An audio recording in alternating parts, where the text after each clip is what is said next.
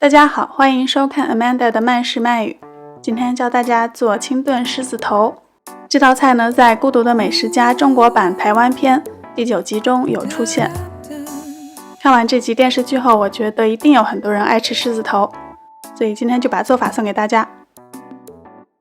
做狮子头的主料是五花肉，辅料有大白菜、油菜心、冬笋和清鸡汤，调料有料酒、白胡椒、葱、糖、太白粉、姜、蛋清，还有适量的盐。首先第一步呢，我们需要准备鸡汤，用市售的高汤块或是浓缩高汤都可以，尽量不要用清水。把鸡切成块，焯水之后再用冷水煮开，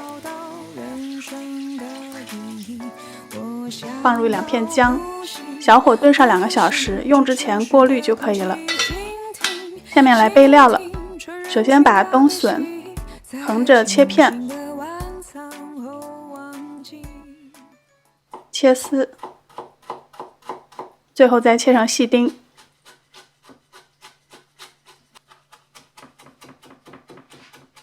把大白菜的菜帮子和菜叶从中间切开。下面呢，把葱和姜用细擦板擦成蓉，或者你用刀细细切碎也可以。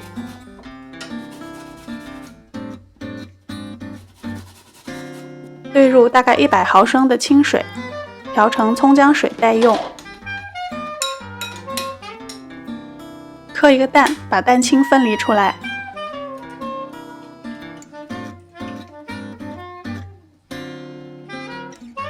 下面来切肉，这个五花肉我之前在冰箱里头冻过3-4个小时，要把它冻到有一点硬，这样你比较好切。用尽量锋利的刀，先把肉切成薄片，再切成细丝。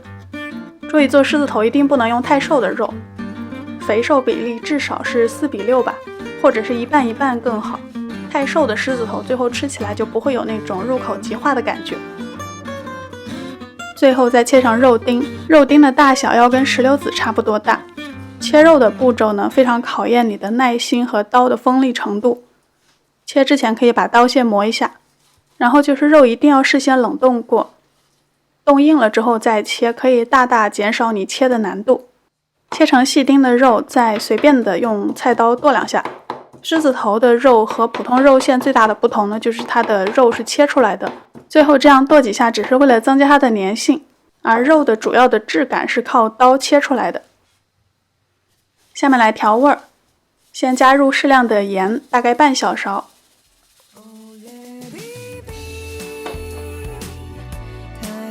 接着倒一点糖提鲜用，倒入料酒、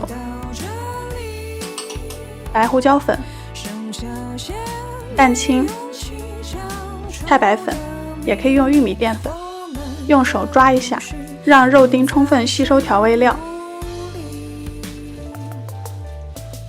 接着再把刚才准备好的冬笋丁倒进去混合，把冬笋换成马蹄也是可以的，我个人比较偏爱冬笋。充分搅拌之后，肉丁已经开始发黏了。现在把刚才准备好的葱姜水分3次慢慢加入肉丁中，每次加入之后都要往一个方向使劲的搅拌，让肉丁能够完全的把这个水分吸收进去。这样往肉丁中增加一些水分，也是为了让狮子头最后吃起来更嫩。现在找一个砂锅，把刚才切好的白菜帮子铺在锅底，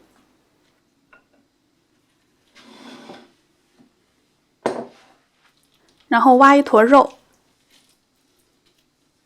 在2个手之间这样来回的摔打一下，去掉里面的空气，让肉丸子变得比较紧实。最后团成一个大肉球，放在这个白菜帮子上。就这样把所有的肉丁都做成狮子头。我给出的量总共可以做5颗。排列好之后，再把这个白菜叶子给轻轻的盖在上面，注意动作小心，不要破坏狮子头的形状。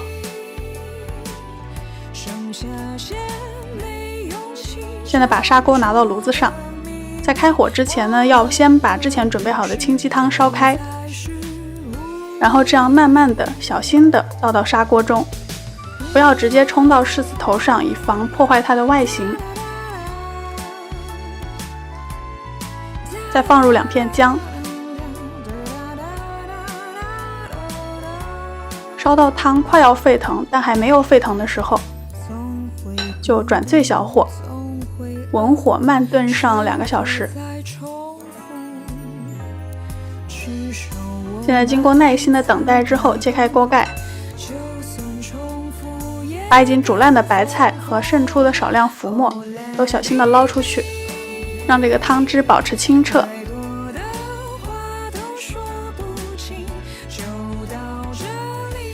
加入适量的盐调一下味道。